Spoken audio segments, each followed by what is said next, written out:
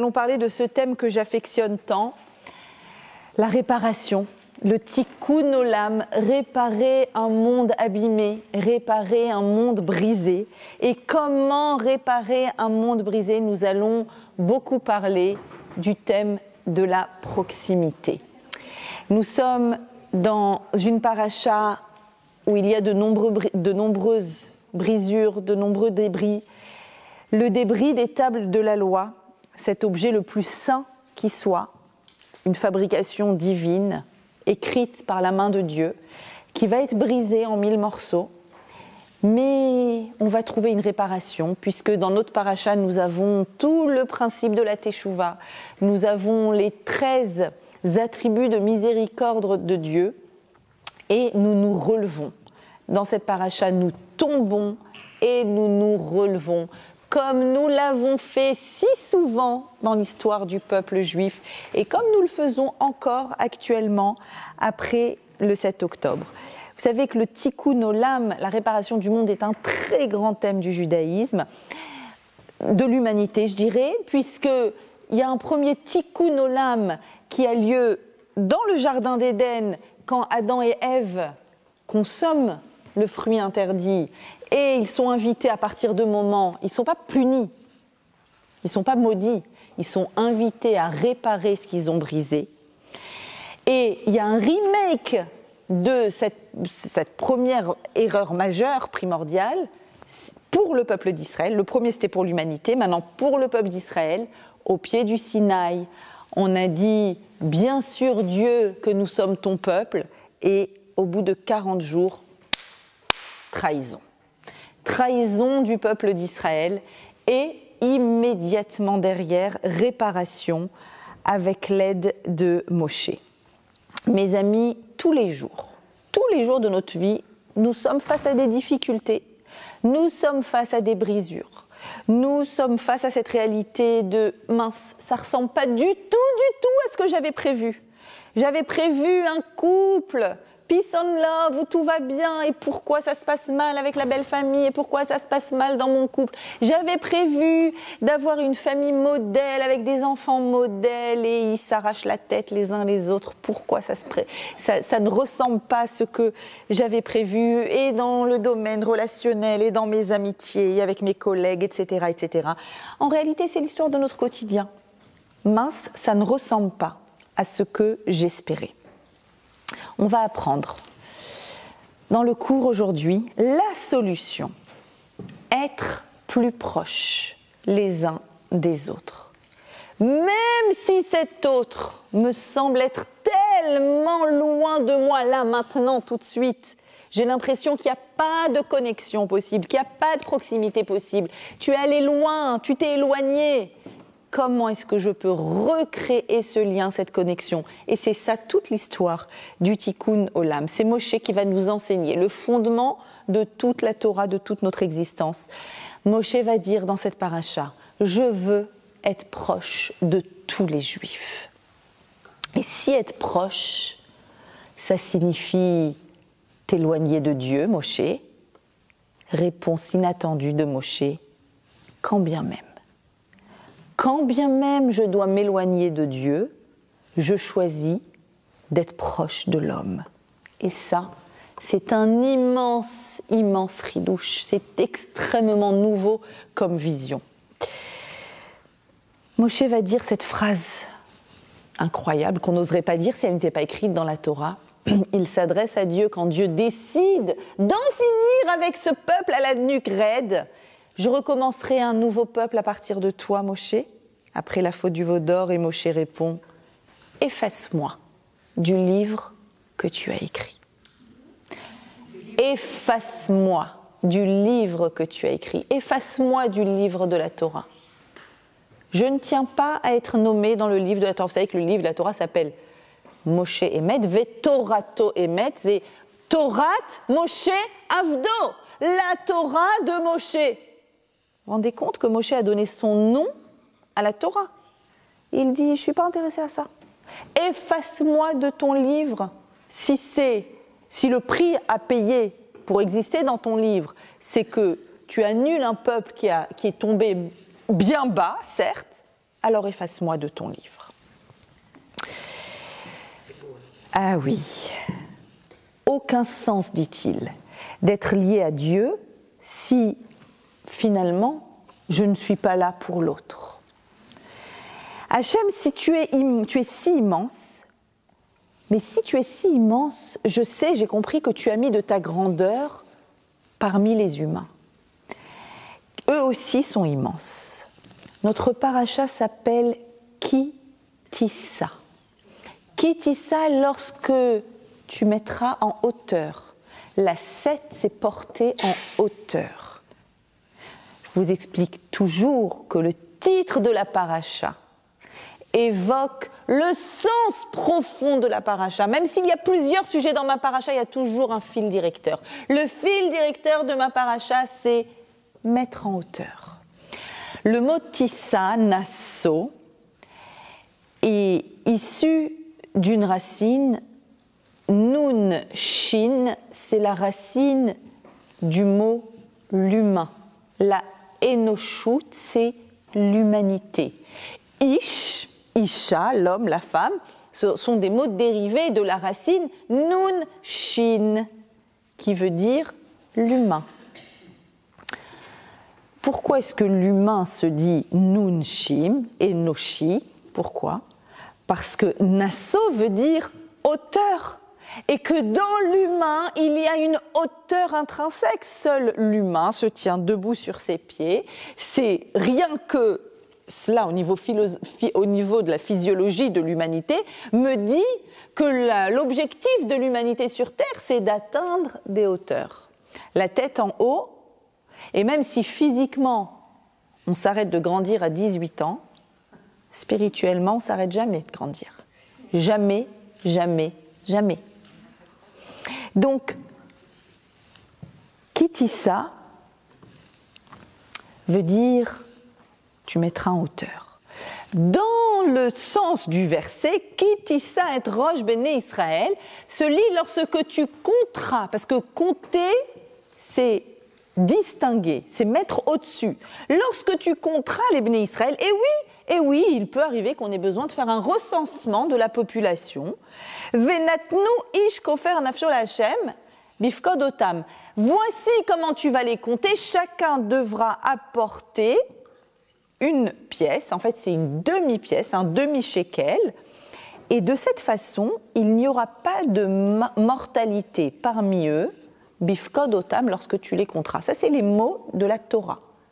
Attention, Moshe, lorsque tu compteras, c'est-à-dire lorsque tu distingueras chaque personne, pour compter, il faut bien que je distingue chacun.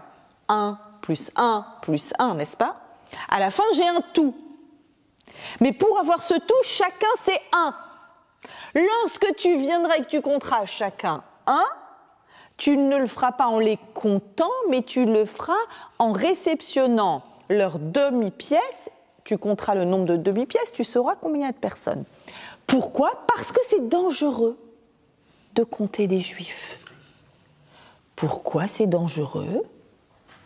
Alors, déjà, ce que l'on comprend ici intuitivement, immédiatement, c'est que si je compte une personne, je la compte en tant que personne. Je compte l'être qui est devant moi et finalement, je l'ai réduit à un numéro. Tu es quel numéro? 8, 10, 25, 53. Mais je ne suis pas un numéro. Je suis un humain. Et un humain, c'est quelqu'un qui grandit sans arrêt.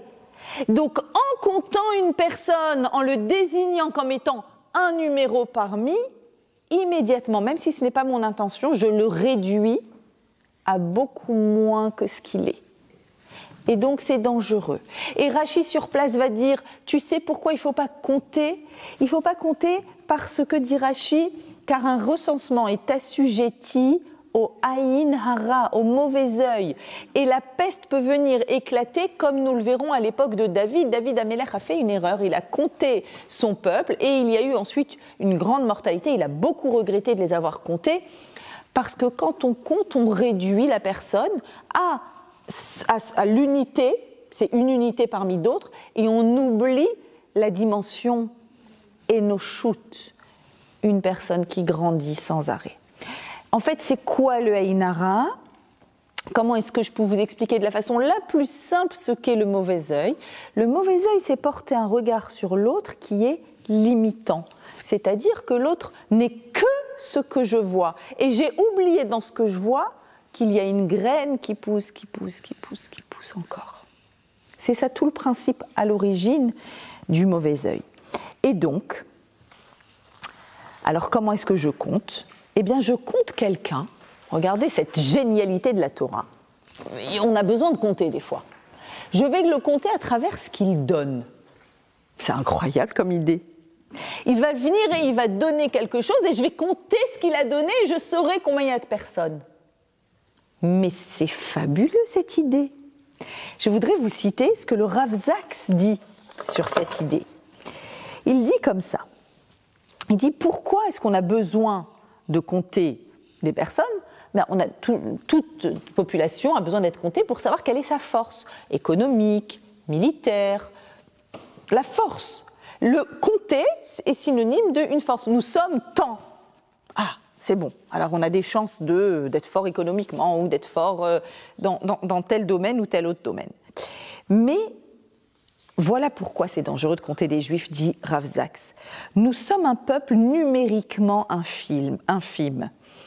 On dit même que la population totale des Juifs dans le monde, 0,2%, est inférieure à la marge d'erreur statistique d'un recensement en Chine.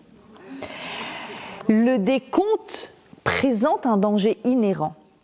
Les Juifs auraient depuis longtemps cédé au désespoir s'ils avaient pu croire, ne serait-ce qu'un instant, que la force réside dans le nombre.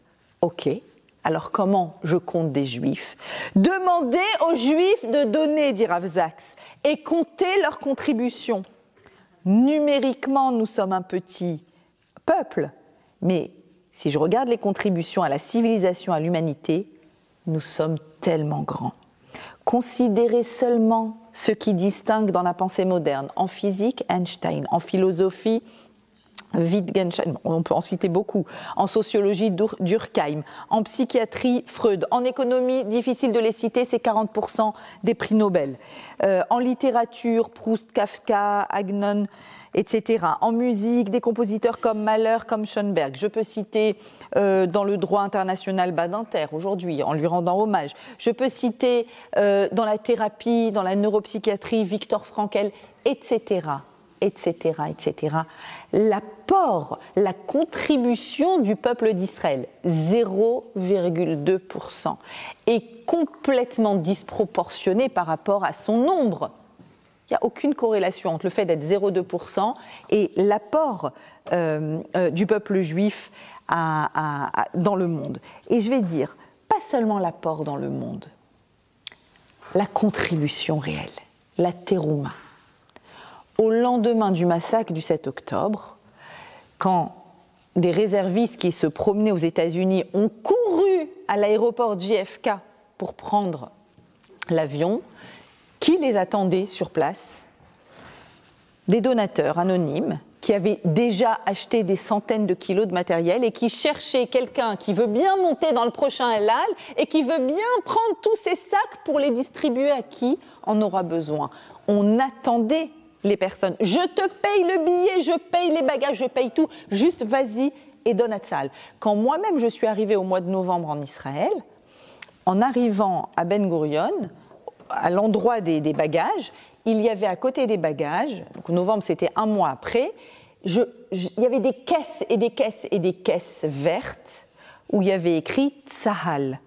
Et c'était là, c'était des vêtements, c'était des médicaments, et ça attendait que Tzahal vienne. Il y en avait tellement qu'il fallait attendre que Tzahal puisse venir et débarrasser de tout ça. La contribution du peuple d'Israël, c'est comme ça qu'on peut compter la force d'Israël.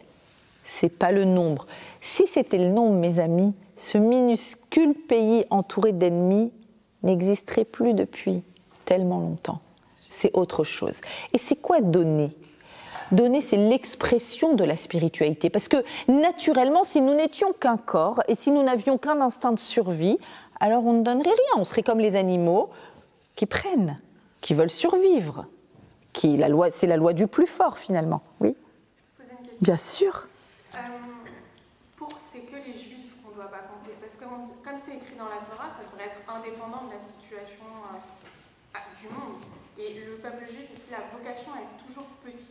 Oui. Je croyais que Dieu avait dit qu'on serait comme les grains de sable. Attention, la vocation, bonne question. La vocation d'Israël, c'est d'être toujours petit.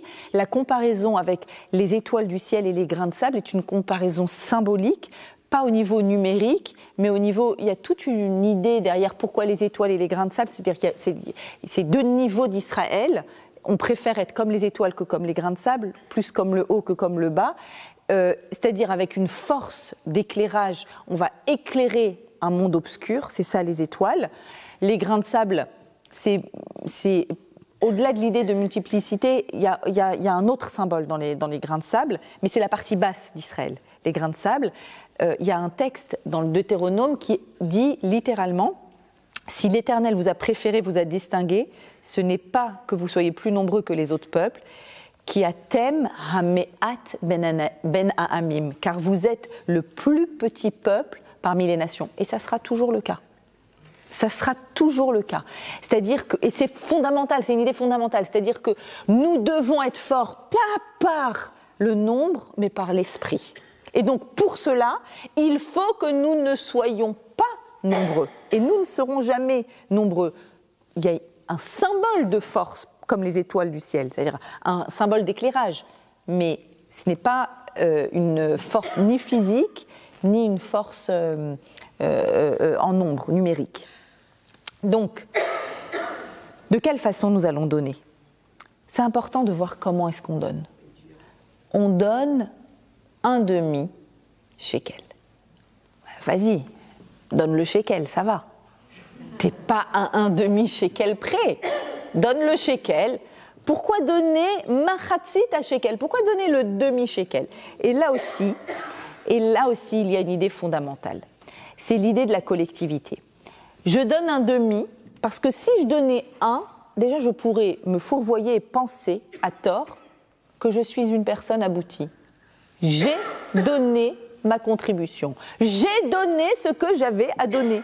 C'est bon, j'ai donné un tout. Un, c'est un tout.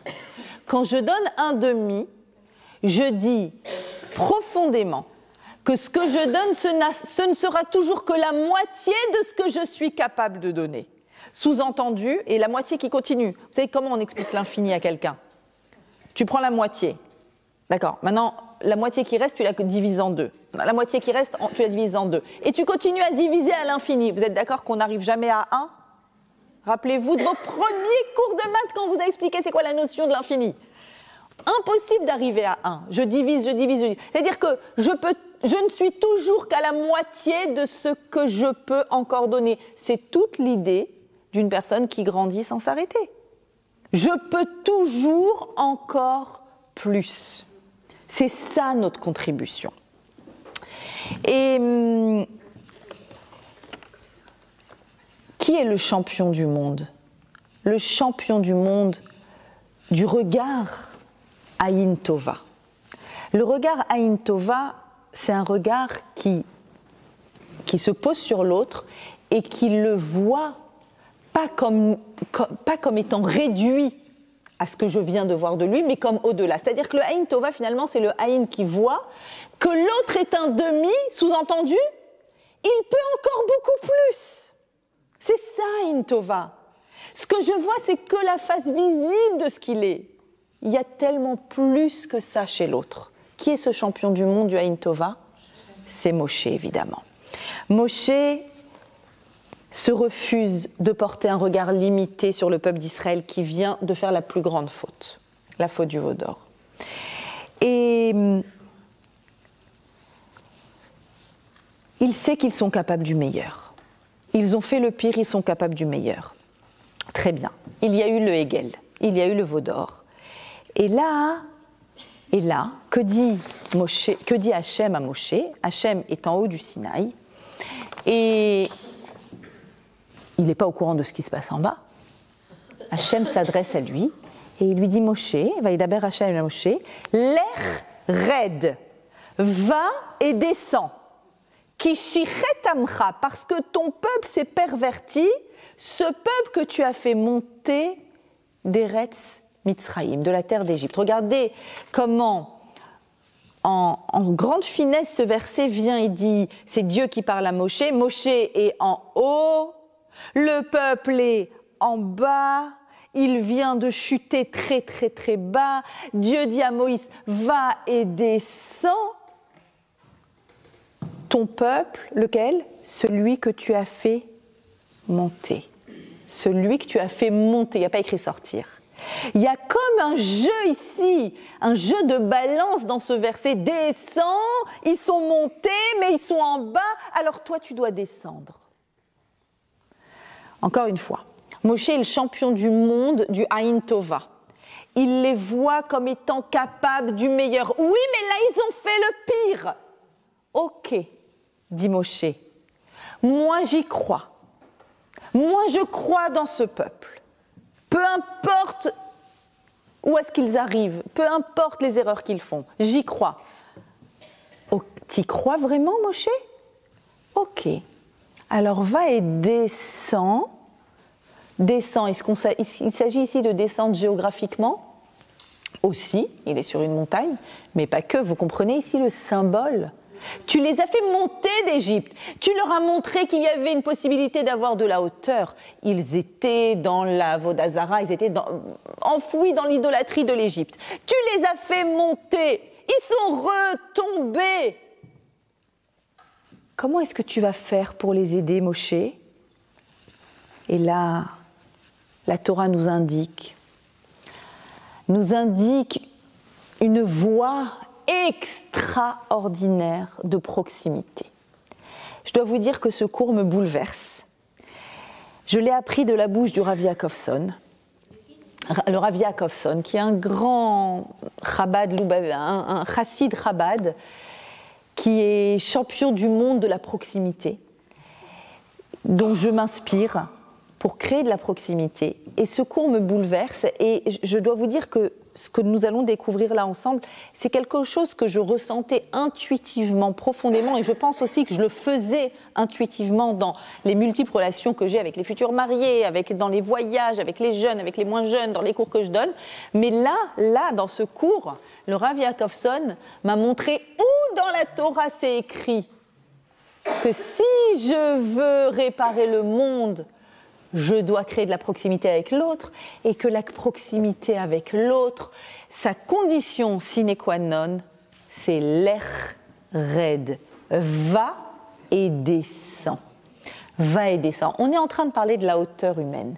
Oui, mais des fois autour de nous, il y a des gens bien bas. Bien bas. Ça peut être dans une relation humaine où quelqu'un m'a terriblement déçue. Oh, quelle petitesse, elle est jalouse. Oh, quelle méchanceté, elle a mal parlé. Il y a des gens bas. Ça peut être mon époux. Pourquoi est-ce qu'il m'a mal jugé? Pourquoi est-ce qu'il m'embête sur tel ou tel domaine? Pourquoi est-ce qu'il me juge? Pourquoi? Il est bas tout d'un coup. En tout cas, je le regarde et je vois quelqu'un de bas. Alors oui, il peut être haut. Je dois me dire qu'il peut être haut. Mais à ce moment-là, quand je vois quelque chose de bas, si je veux recréer de la proximité alors qu'il y a éloignement, ce que je dois faire, c'est l'air raide. Si je reste perché sur mon piédestal, jamais je n'arriverai à reconnecter. Le Baal Shem Tov explique comme ça. Il a un grand machal. Et il dit que si quelqu'un est enlisé dans la boue et que tu veux aller l'aider, il y a des sables mouvants, il est en train de tomber. Qu'est-ce que je dois faire? Moi, je suis en haut de la tour et je vois avec mes lunettes et je lui envoie un message. Sors, c'est pas bon, c'est mauvais pour toi, t'es dans la boue, t'es en train de faire le veau d'or, t'es en train de dire des méchantes choses, t'es en train de t'éloigner de ta famille. Sors, tu te trompes, t'es dans l'erreur. Est-ce qu'il va sortir? Non. Je suis tout en haut, il est tout en bas. Il n'y a aucune chance. Je ne peux même pas lui jeter une bouée, dit le Baal Shem Tov. Ce que je dois faire, c'est descendre de ma tour d'ivoire, aller lui donner la main. Je dois mettre mes pieds dans la boue pour sortir sortir. Et on va expliquer ce que ça signifie très concrètement, ce que ça signifie pour le peuple d'Israël, ce que ça signifie pour nous aujourd'hui, quand il y a des personnes autour de nous qui se sont éloignées et je veux recréer de la proximité, d'où je dois descendre, comment je dois descendre. Je vais commencer par l'explication de Rabbi Tzadok HaKohen de Lublin. On voit que effectivement Moshe descend. Mais avant d'être descendu, il a déjà supplié Hachem. Hachem lui a dit « Je vais les exterminer, je recommence avec toi. » Il a dit « Tu m'effaces de ton livre si c'est le cas. » Il descend, il a les tables de la loi dans les mains. Et là, incroyable, voilà le texte qui dit qu'Asher Karav el Amachane, il s'approche du camp, il voit de ses propres yeux le veau d'or et les danses. Vaïchar af Moshe. Moshe se met en colère. Vaïachlech miyadav et aluchot. Il jette les tables de la loi. Vaïeshaber otam. Il les brise. Il les brise. La question la plus importante de ce texte. Les tables de la loi, Maaseh Elohim, sont fabriquées par Dieu. Etzba Elohim, écrites par Dieu, contrairement aux deuxièmes tables qui, elles, seront gravées par Moshe. C'est un autre niveau de table de la loi. Donc là, on est dans un objet tout à fait, totalement, absolument spirituel.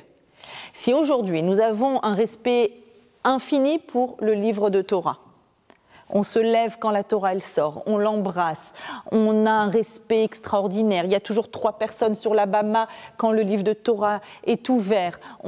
Mais on a un respect, on le transporte que dans une boîte, on ne peut pas le transporter comme ça, on doit être à plusieurs. Enfin, il y a un nombre de lois d'halachot extraordinaires quand on doit déplacer un Sefer Torah, vous le savez.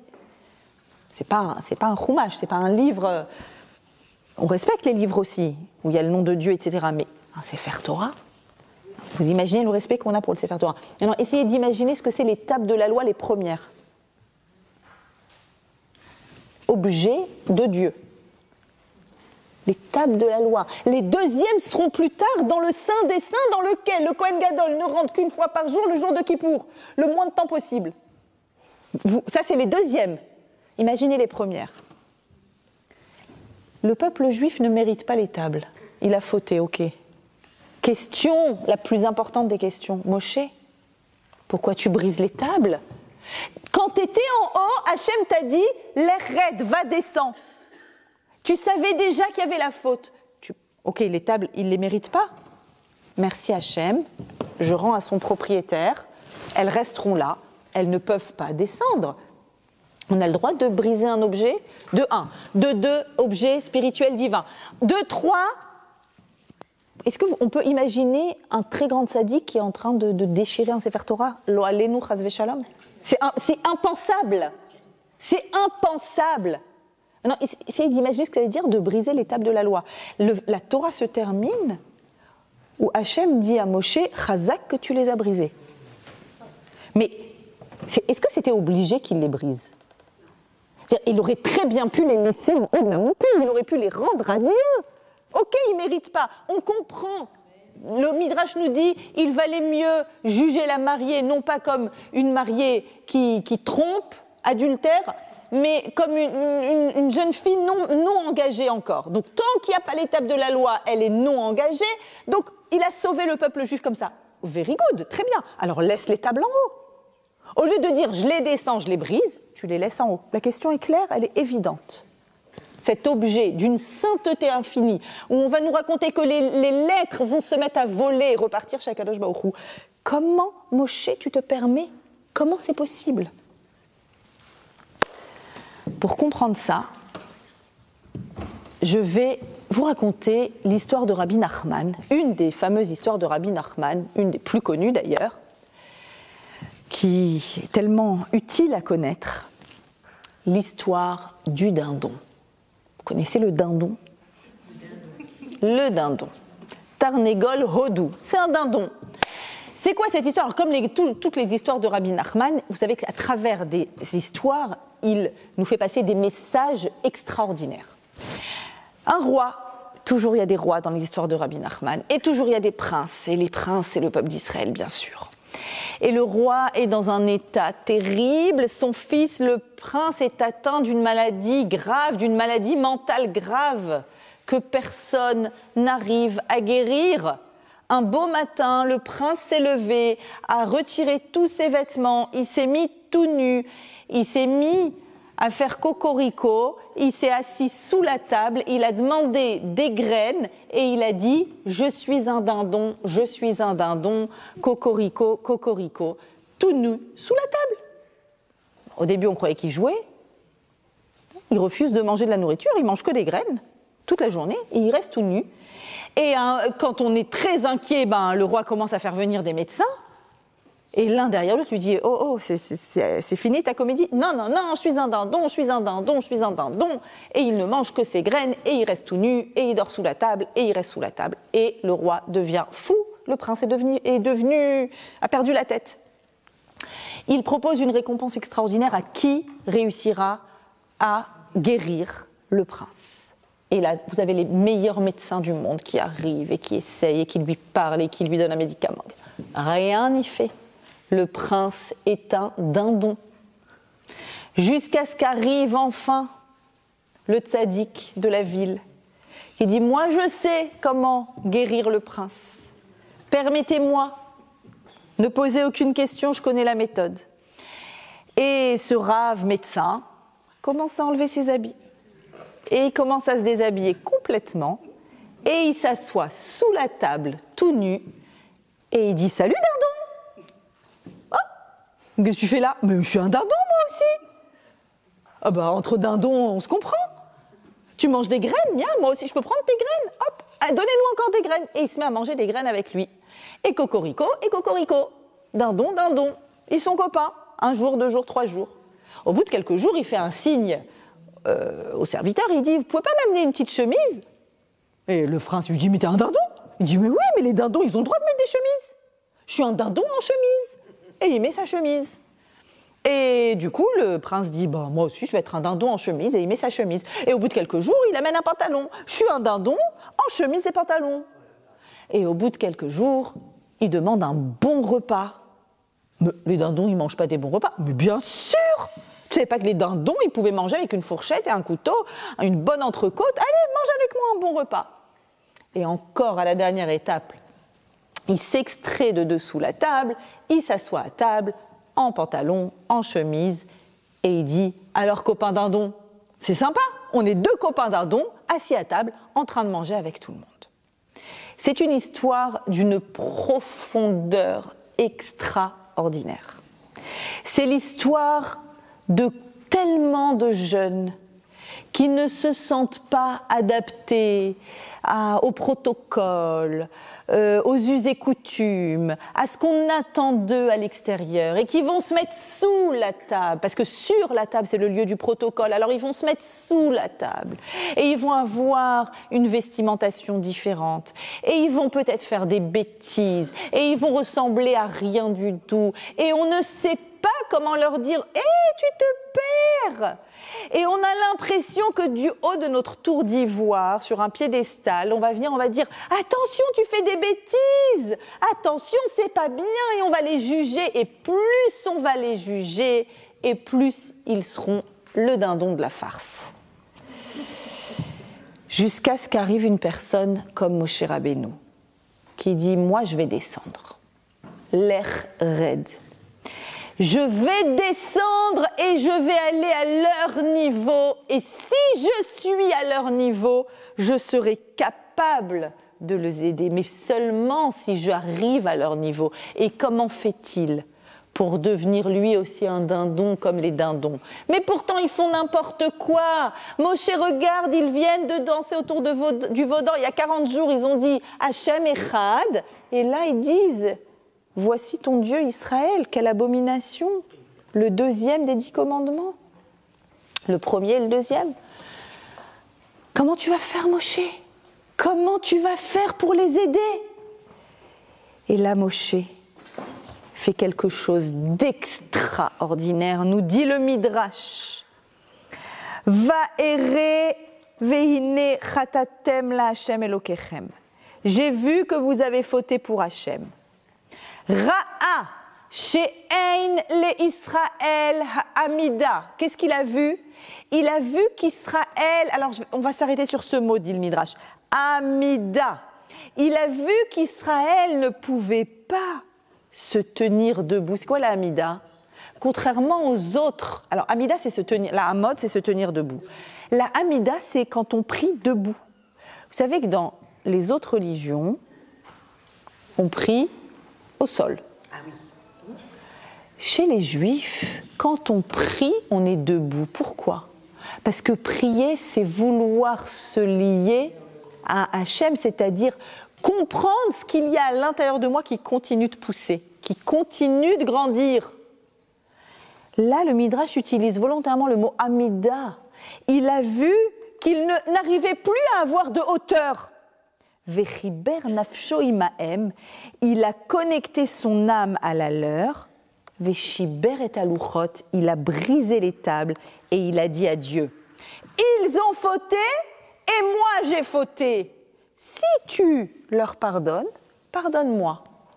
Si tu ne leur pardonnes pas, ne me pardonne pas et efface-moi de ton livre. Je m'explique. Le texte nous dit « Vaïchar af Moshe ». Moshe s'est mis en colère et il a cassé les tables. On a posé la question « Pourquoi tu descends avec les tables? Laisse-les là-haut » La Gemara nous dit que toute personne qui, du fait de sa colère, en arrive à déchirer ses vêtements ou à briser des objets, Ke'ilu, c'est comme si, Oved Avoda Zara, c'est comme un idolâtre.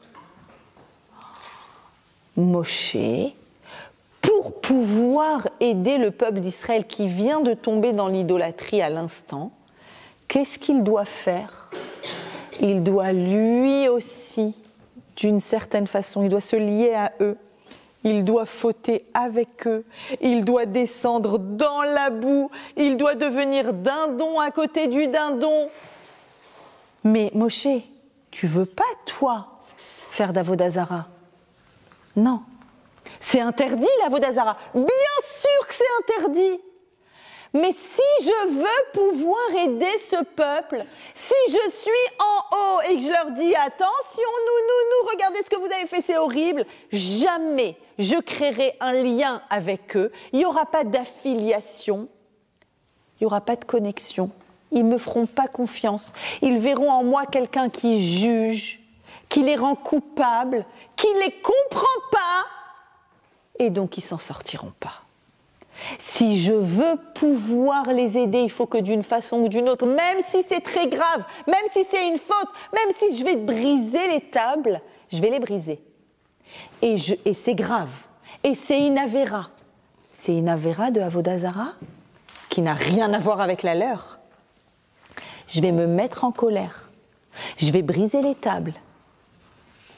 Et une fois que moi aussi, je serai chayav, coupable, alors je vais pouvoir me hisser et les hisser avec moi. C'est extraordinaire ce qu'on est en train de dire. Je ne sais pas si vous réalisez, c'est bouleversant ce qu'on est en train de dire. La plupart des personnes qui veulent venir et aider les autres le font dans un rapport vertical.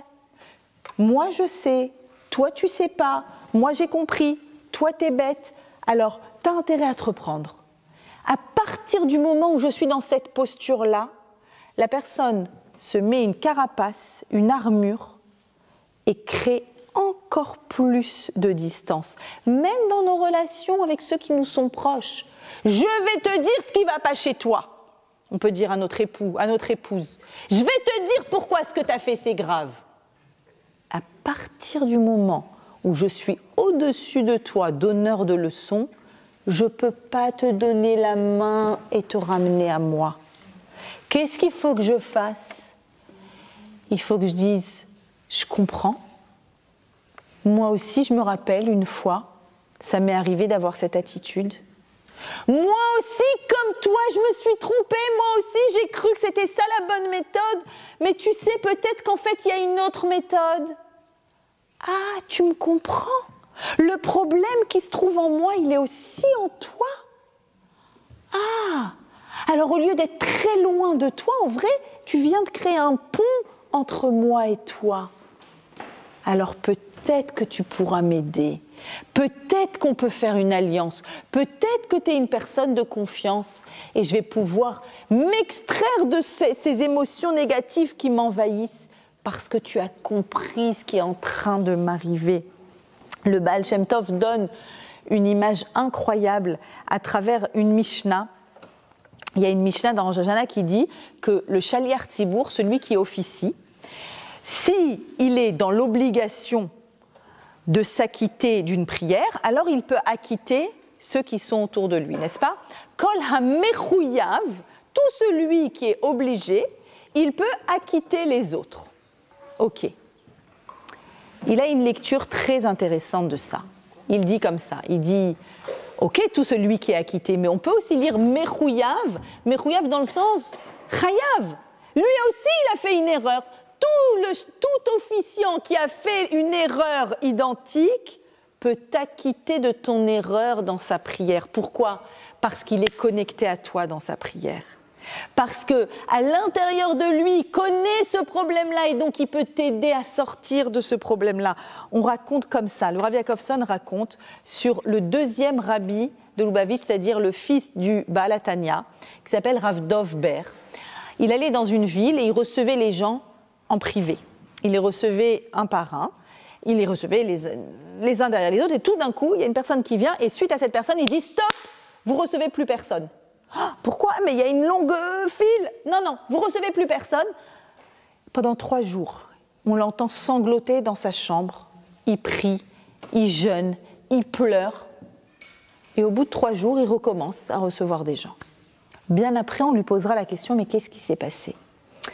Et il dit, j'ai reçu quelqu'un qui m'a raconté une faute qu'il a faite, la pire faute, la plus horrible des fautes, la plus grave des fautes qu'il a faites.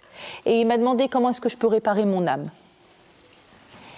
Et quand il m'a posé cette question, vu que je sais que c'est Hachem qui l'a envoyé chez moi, si Hachem il voulait que je l'aide à réparer son âme sur la pire des fautes qu'il a faites, il fallait que je trouve à l'intérieur de moi quelque chose, chez moi aussi quelque chose qui m'aurait poussé, peut-être de façon infime, dans cette faute. Mais je n'arrivais pas à trouver.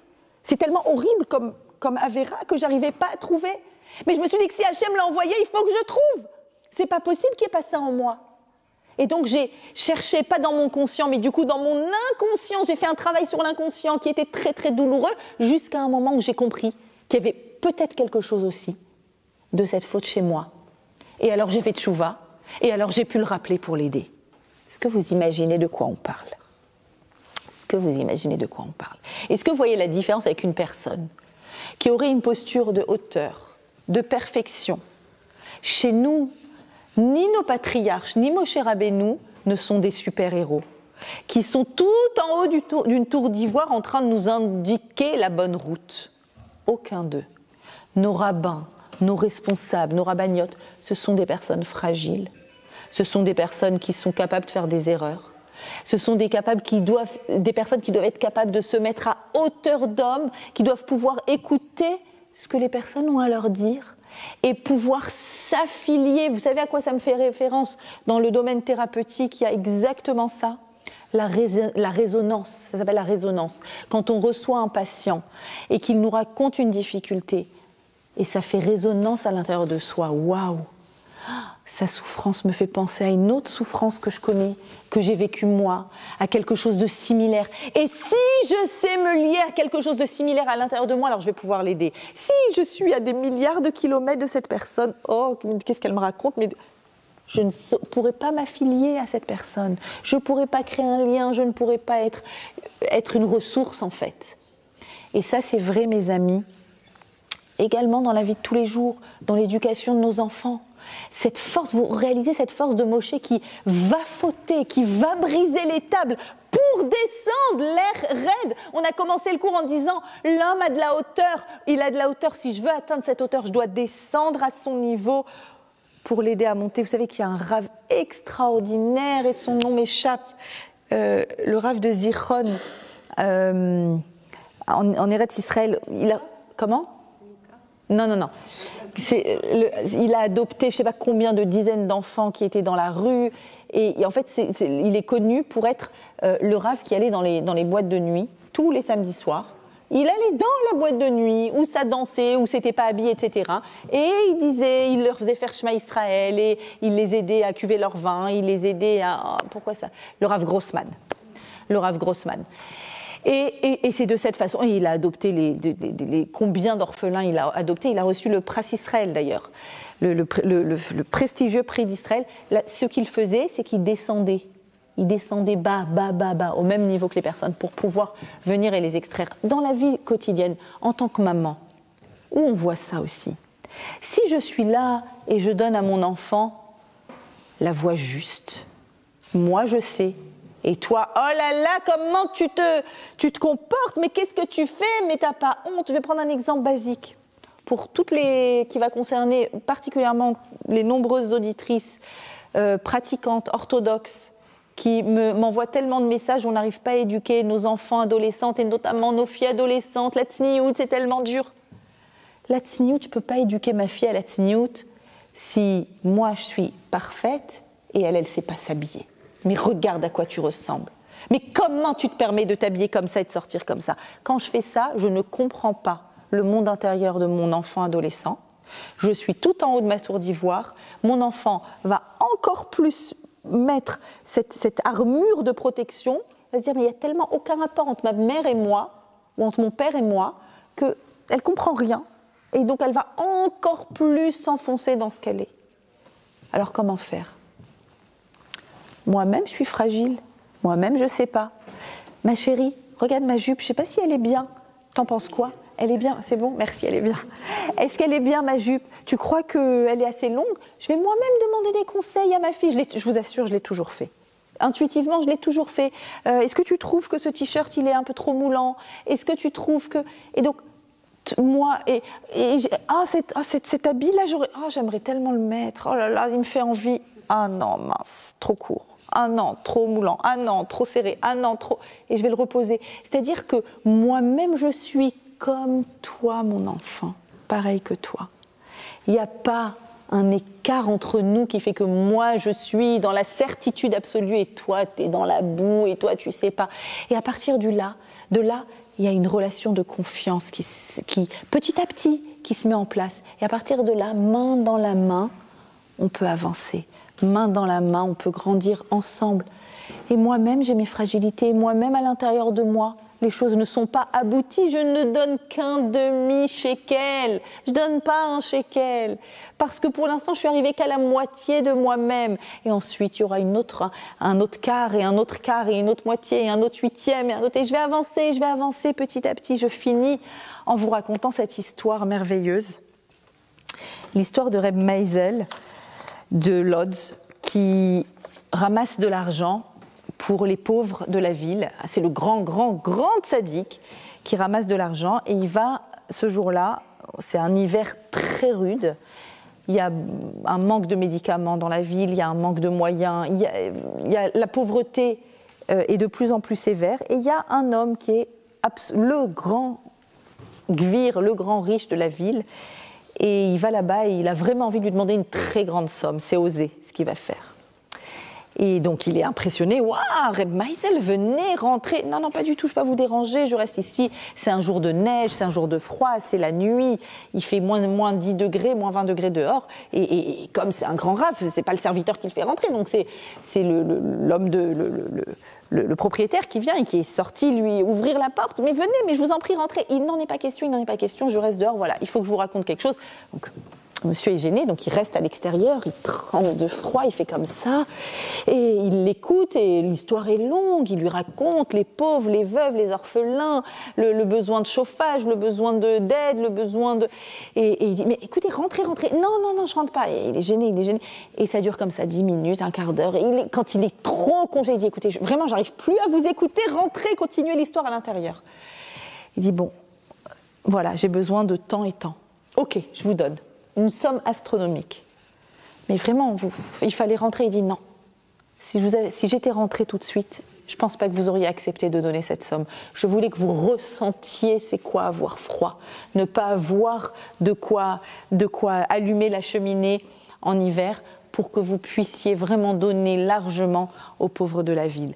Encore, voilà, une histoire toute simple de dire, voilà, j'ai besoin d'être en lien avec toi pour pouvoir te donner la main, pour pouvoir fabriquer de la proximité. Qui tisse ça ? Tissa, c'est la hauteur de l'homme pour pouvoir atteindre les plus grandes hauteurs. L'air raide va et descend. Donne-lui la main et remonte avec lui. Shabbat shalom.